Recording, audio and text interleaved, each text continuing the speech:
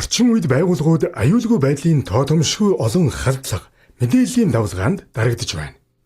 Тэгвэл Group IB компани Threat Intelligence System нь эдгээр үйл явдлын цаадах дүр төрх, хэв маяг, халдагч бүлэг этгээдүүдийг урьдчилан илрүүлэх боломжийг танд олгож байна.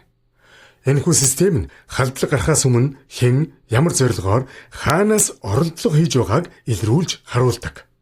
Бид халдлага үйлдэхэд ашигладаг дэд бүтэц, хортой програм, эмзэг байдал, завшсан файлууд, нууц үг, дансны мэдээлэл болгон үйлчлэгээний сувгуудыг илрүүлнэ.